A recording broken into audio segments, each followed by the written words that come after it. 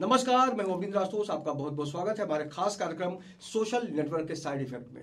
आज हम बात करेंगे एक ऐसी लड़की की जिसने कभी सोचा भी नहीं था कि उसके साथ ऐसा होगा, लेकिन आज जो तस्वीर सामने आ रही है उससे कहा जा सकता है कि सोशल नेटवर्क पे अगर आप ज़्यादा एक्टिव हैं तो थोड़ा भी आपको भी सावधान रहना होगा। आज हमारे साथ इसी मुद्दे पर चर्चा में जुड़ रही हैं जो विक्टिम हैं, जिनके साथ धोखा हुआ है। कहीं ना कहीं से उनके मन में दुख इस बात का है कि हम किसे दोस्त माने और किसे दुश्मन।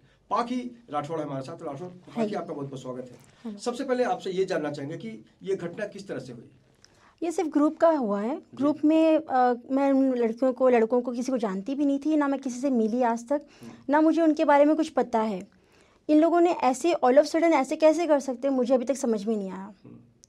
मतलब आपके नंबर को हैक किया गया? Yes, exactly. लोग कहते हैं कि वो मेरे नंबर को हैक करके किया है, बट मैं ये कहती हूँ कि मैं उनसे कभी मिली नहीं हूँ। मैंने उनको कभी समझा नहीं, कभी जाना नहीं, उनसे कभी मिलने का मौका नहीं मिला मुझे, और ज़रूरत भी नहीं पड़ी कभी। तो फिर ऐसे कैसे कोई कर सकता है? वो एक्चुअली सिर्फ थोड़ी सी जेलस होती है। वो लड़की जो है जिसका नाम है तनिषा सिंह, तो वो मुझसे काफ़ी जलती है। तो ये 3 साल पहले का हुआ। 3 बार मतलब नाटक हो चुके हैं। वो भी मॉडल है? वो मॉडल अपने आप को कहती है, बट वो कहीं नज़र तो आती नहीं है मुझे। कहने के लिए कहते हैं। मुंबई में कौन है ऐसा बंदा है जो बोलता है कि मैं मॉडल ना हूँ?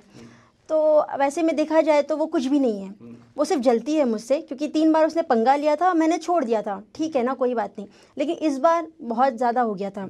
सर पानी के ऊपर से गुजर चुका था। मैसेज भेजने का मामला है, और इनके नंबर से अगर किसी और के पास मैसेज जाएगा, कोई भी फोटो भी जाएगा, तो जाहिर तौर पर ये बहुत ही आम बात है कि सामने वाले को लगेगा कि पाखी ने ये मैसेज भेजा। एग्जैक्टली। जब रिस्पांस आपको सामने वाले से कभी? नहीं, बिल्कुल नहीं। मुझे तो पता भी नहीं है। 11 पेजेस की चैटिंग हो गई एंड मुझे कुछ पता ही नहीं चल रहा है कि ये कैसे हो गया। आपको किसी ने बताया कि आपके नंबर से कोई गलत मैसेज आया? नहीं, बिल्कुल नहीं। ये ग्रुप में डाला सीधा। सुल्तान नाम का बंदा है, उसने ये लोग सब लोग ना एक ग्रुप में चल रहा था पहले से। मैंने बोला क्यों कीचड़ में पत्थर फेंकना, तो मैंने उस ग्रुप से इन लोगों को एग्जिट करवा दिया। मैंने बोला ठीक है, क्या ज़रूरत है मुझे करने की। फिर बाद में ये लोग दूसरे ग्रुप में ऐड हुए, ऑलरेडी ऐड थे। तो एक बंदी थी जिसने मुझे ऐड किया, बोला ये लोग है उसमें। मैंने ठीक है। पहचान की थी। तो मैंने बोला ठीक है, ऐड कर मुझे। बस मैं ऐड हुई और उस बंदे ने बोला, सुल्तान खान बोलता है तू इस ग्रुप में है, चल अब मैं तुझे करता हूँ।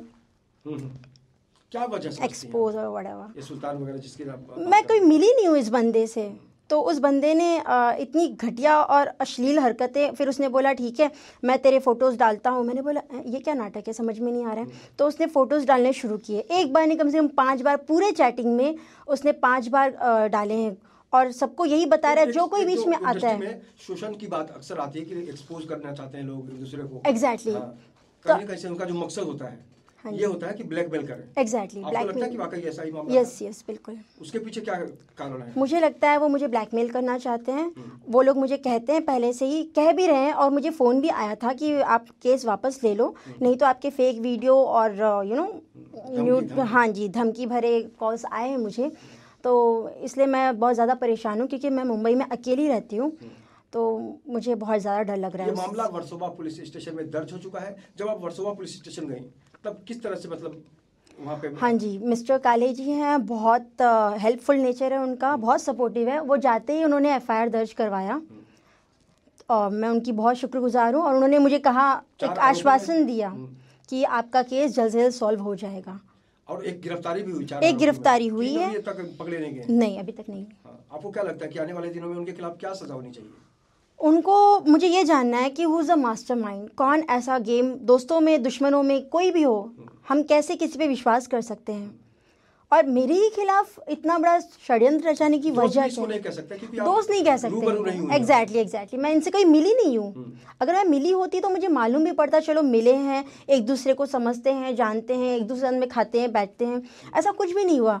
सिर्फ छोटी सी जलस होती है ना, आपको पता है कि जस्ट मेरे फोटोज़ आते हैं और उसके फ़ोटोज़ आते हैं, तो उसके फ़ोटोज़ में कमेंट्स नहीं आते हैं, मेरे फ़ोटोज़ में ढेर सारे कमेंट्स आ जाते हैं, तो उसको लगता है जलस, तो उसने ये कर दिया। आपको बताओ, कलाकार एक मॉडल के तौर पर कितनी तकलीफ हुई? मुझे तो होगी ना, क्योंकि मेरे पास, आपके करियर पे क्या साइड इफेक्ट हुआ? बिल्कुल, मेरे पास 2-3 मूवीज़ आ रही थी, मिल भी गई थी, सारे के सारे पोस्टर लगने वाले थे, लेकिन इसकी वजह से बहुत ज़्यादा साइड इफेक्ट हो गया कि भाई तुम्हारा केस चल रहा है, अब तुम्हें हम नहीं ले सकते हैं। काफ़ी मूवीज़ हम करने जा रहे थे, एल्बम भी करने जा रहे थे, उसकी वजह से पूरा ड्रॉप आउट हो गया है। एक सवाल आ रहा है मेरे मन में, अक्सर इंडस्ट्री में देखा गया है पाखी जी कि कुछ लोग पब्लिसिटी स्टंट के लिए भी बहुत कुछ करते हैं। क्या Exactly. आपके इस आरोप में उस तरह की बात है? नहीं, बिल्कुल नहीं। It's not publicity stunt kind of anything, because I don't think so.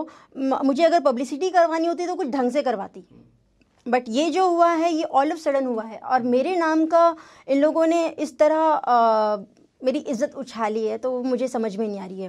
क्योंकि उस पर 256 पीपल्स थे ऑलरेडी ग्रुप्स में, उनमें से किसी बंदे ने कोई भी उंगली नहीं उठाई, किसी ने कुछ नहीं बोला। तो ये 4 बंदे क्यों बीच में बोले, जिनका नाम है अर्श सिंह, सुल्तान खान, स्पर्श शर्मा और तनिषा सिंह। ये लोग ही कंटिन्यू इनकी बातें चलती रही, मतलब अब्यूजिव वर्ड्स, रिकॉर्डिंग्स, एवरीथिंग।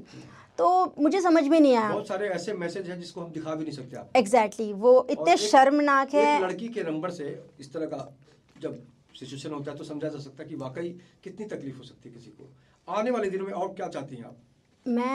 मैं चाहती हूँ कि इन लोग को कड़ी से कड़ी सज़ा मिले, और ये बेल ऑफेंस वाला सीन रखा है तो मुझे उस चीज़ की बहुत तकलीफ़ हो रही है फ़िलहाल। क्योंकि मैं चाहती हूँ कि ये ऐसे शख्स लोग जो हैं, जो पकड़े जाएंगे तो तब उनको पता चलेगा कि दूसरों की ज़िंदगी में क्या बीती है। उनकी वजह से मैं मेडिकल, मतलब हॉस्पिटल वगैरह, पिल्स वगैरह लेना पड़ रहा है। मैं इतने डिप्रेशन में चली गई हूँ कि लोग मुझसे पूछ रहे हैं। सुरक्षा को लेकर क्या कर रही हैं आप? सुरक्षा को लेकर मैं कुछ नहीं कर पा रही हूँ, क्योंकि मैं अकेली रहती हूँ। मुझे बहुत ज़्यादा डर लग रहा है, धमकी भरे कॉल्स आ रहे हैं। तो मैंने कंप्लेंट कर रखी है पुलिस स्टेशन में। लोग कौन हो सकते हैं? वही लोग मे भी वही हो सकते हैं, क्योंकि जब कहते हैं कि केस वापस कर लो तो इसका मतलब तो वही लोग हैं। कोई और मैटर होता तो समझ में भी आता। तो जाहिर तौर पर जब एक कलाकार के साथ ऐसा होता है तो ऐसे में हर किसी को बिल्कुल ये समझ लेना चाहिए कि अगर आपके पास कोई गलत मैसेज आ रहा है तो आप अचानक ही उसको लेकर परेशान ना हो, कहीं ना कहीं से उसकी खोज खबर हो। आपने भी सोचने की कोशिश की? बिल्कुल बिल्कुल। आपने किस तरह से पता चला आपको कि मैं गलत तरीके से पेश हो रही हूँ? पहले तो मैं एकदम चौंक करने में आ गई। मैंने बोला ये मैसेजेस कौन भेज सकता है, कैसे भेज सकता है, क्योंकि नंबर तो मेरे पास है, सिम कार्ड मैं यूज़ करती हूँ, अभी ये मैं यूज़ कर रही हूँ। देन कैसे कोई 210 211 में 1 मिनट के अंदर कोई 8 पेजेस कोई मेरे नाम का चैटिंग कर रहा है, मुझे कल्प्रिट साबित कर रहा है, और मेरे बारे में काफ़ी कुछ बोल रहा है, मेरी फ़ोटोज़ डाल रहा है गूगल से निकाल के, सब कुछ कर रहा है। तो ये कैसे हो सकता है? I just really want to know about that. अगला कदम क्या होगा ये भी बहुत ज़रूरी है जानना। अगला कदम क्या होगा आपका? अगला कदम अभी तो मैंने वर्सोवा पुलिस स्टेशन, हाँ जी, अभी वहाँ से, हाँ जी, वहाँ से जैसे ही वारंट मिलेगा इन लोग को, ये लोग पकड़े जाएंगे, तब मुझे कुछ समझ में आएगा। अभी तो मेरा दिमाग बिल्कुल उस वजह से काम ही नहीं कर रहा है। इस बीच कोई काम आएगा तो कर पाएंगे ढंग से आप, कि टेंशन में ही रहेंगे? नहीं, कर तो लूँगी, ऐसा कुछ नहीं है, लेकिन मुझे ये जानना है कि हु इज़ द मास्टरमाइंड, इस जो पूरी चैटिंग के पीछे कौन है वो षड्यंत्र रचाने वाला, और मैं ही क्यों? जहाँ 256 पीपल्स हैं उसमें गर्ल्स भी हैं, गाइज भी हैं, लेकिन उन्होंने मुझे ही निशाना क्यों बनाया, मुझे ये जानना है।